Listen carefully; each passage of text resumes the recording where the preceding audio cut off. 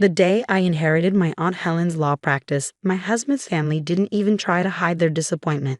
A small-town law office in Millbrook, population 3,247, was hardly the glamorous inheritance they'd been expecting from my eccentric aunt who never married but somehow always seemed to have money. A law office? Victoria Peters examined the dusty waiting room with the same expression she'd use for a gas station bathroom.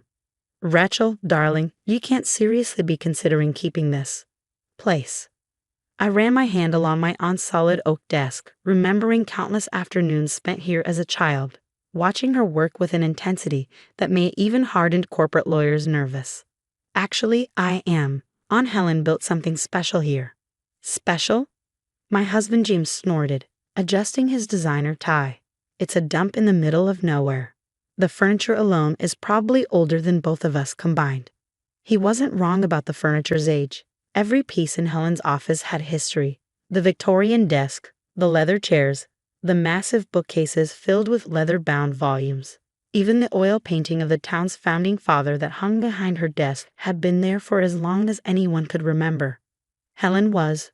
Victoria paused, searching for a diplomatic word. Unique. But surely she left you something more than this. Investment accounts, property? That woman always had money, even as she lived like this. She gestured vaguely at the modest office. I thought about the letter Helen had left with her will, written in her precise handwriting. "My dearest Rachel, what I'm leaving you isn't just a law practice, it's a legacy of justice. Look carefully, dear. The truth isn't always where people expect to find it. The practice is profitable," I said, opening one of the recent ledgers. "And it serves an important role in the community." "Community?" James laughed. "Rachel, you went to Harvard Law.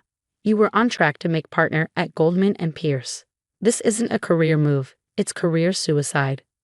I closed the ledger carefully. James had never understood why I've left corporate law, even before Aunt Helen's death. The 60-hour weeks, the cutthroat politics, the moral compromises, it had been slowly killing my soul. "I've made my decision," I said quietly but firmly. "I'm keeping the practice." Victoria exchanged a look with James that spoke volumes. They'd never approved of me, the scholarship kid who'd somehow snagged their precious son. My success at Goldman & Pierce had been their only consolation, proof that I could at least contribute to the family's prestige. "Well," Victoria sighed dramatically, "when this little adventure fails, don't expect us to help. James needs a wife who understands ambition, not small-town charity cases." After they left, I sat in Helen's chair, my chair now, and looked around the office.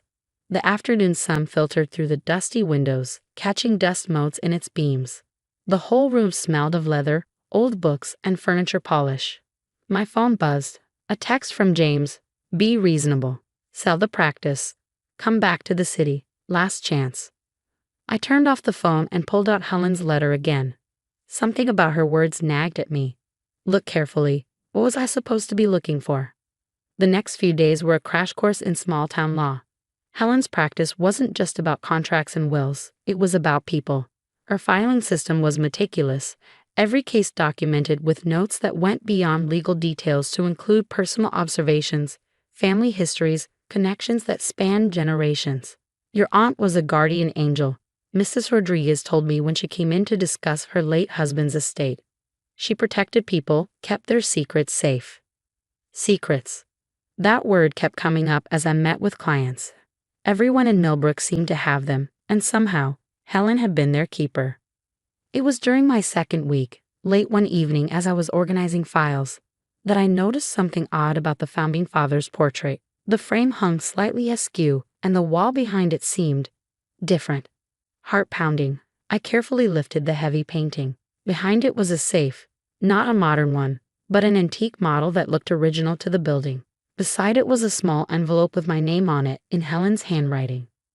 "Dear Rachel," the note read, "if you're reading this, you've started to see what others missed. The combination is the date you first told me you wanted to be a lawyer, the day you learned what justice really means." I closed my eyes, remembering.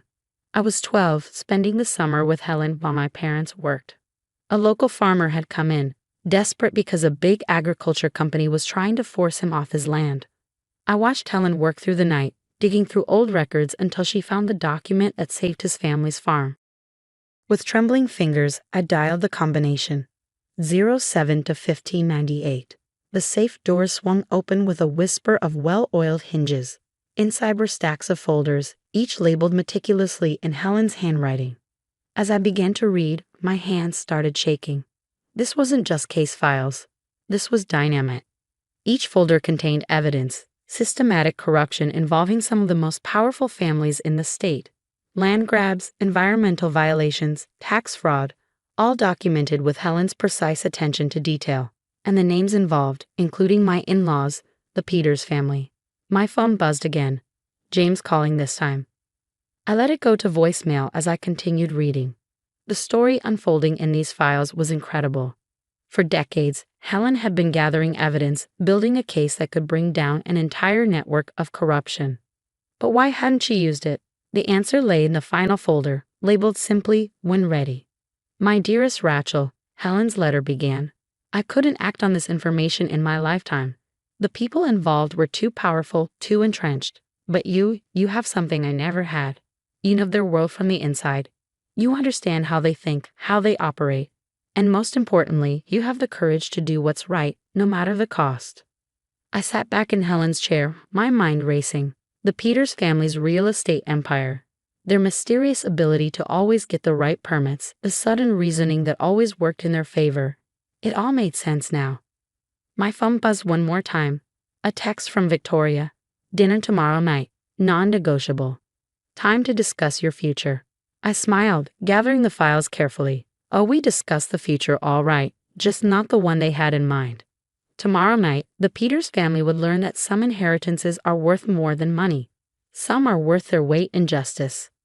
And Aunt Helen, it seemed, had been playing a very long game indeed. The Peters family mansion was exactly what you'd expect from one of the state's most prestigious real estate developers.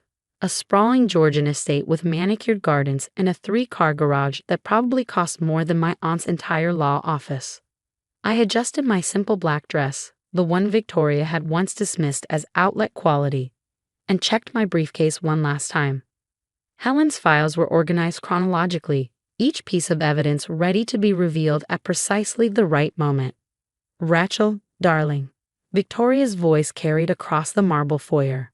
So glad you could join us. James was worried you might be too busy with your small-town concerns. I smiled, accepting her air kiss. I wouldn't miss this for the world. Good evening, Rachel.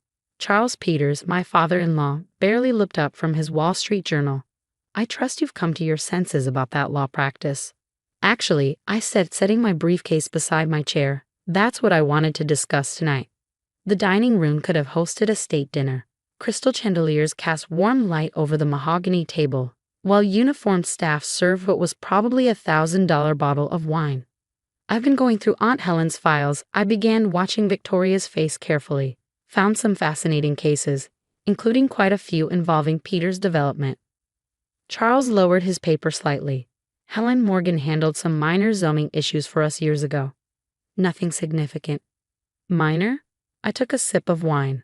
Like the Henderson Farm rezoning in 1992, or the Riverside Environmental Impact Study in 2005. The subtle tightening around Victoria's eyes told me everything. She knew exactly what I was talking about. Ancient history, Charles wigged dismissively, routine business matters. Routine? I opened my briefcase, extracting the first file.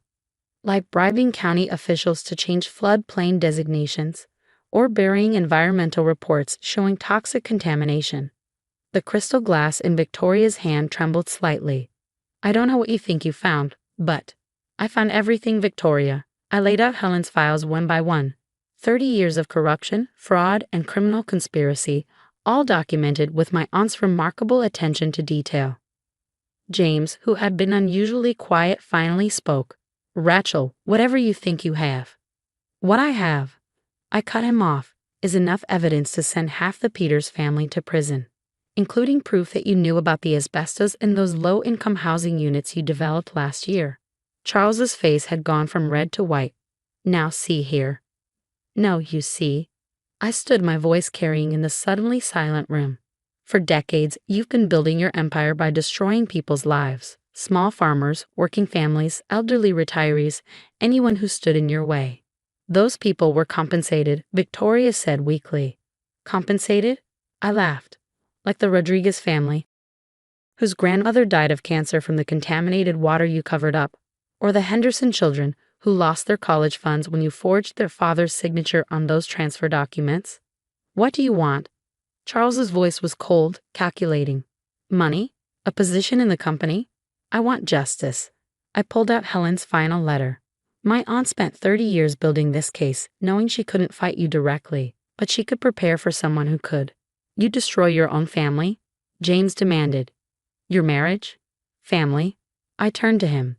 The moment I found evidence of murder in these files, you stopped being family. Victoria's wine glass shattered on the floor. Murder? What murder? The Henderson case wasn't just about land fraud, I said quietly. Mr. Henderson didn't die of a heart attack the night before the court hearing. Helen found the proof that Charles hired someone to make sure he never testified. The silence that followed was absolute. Even the staff had frozen in place. You're bluffing, Charles said, but his voice shook. I pulled out my phone, playing a recording. Charles's voice, 30 years younger but unmistakable, discussing payment for a permanent solution to the Henderson problem. Helen had copies of everything stored in multiple locations. I continued. If anything happens to me, it all goes public. The FBI, the media, everyone. What do you really want? Charles asked again, his empire crumbling before his eyes. I laid out a thick document on the table. Full confession, complete restitution to every family you've wronged, and Peter's development transfers control of all its properties to a community trust, which will ensure affordable housing and environmental cleanup. You'll destroy decades of business. You destroyed decades of lives. I cut him off. Sign the papers, or I start making calls. The next hour was a blur of signatures, tears, and recriminations.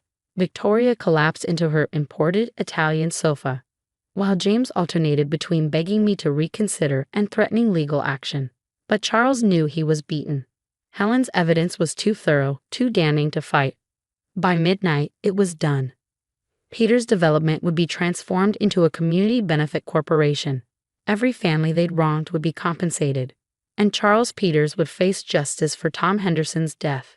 As I left the mansion for the last time, Victoria called out weakly, "We gave you everything. Position, status, a place in society." I turned back.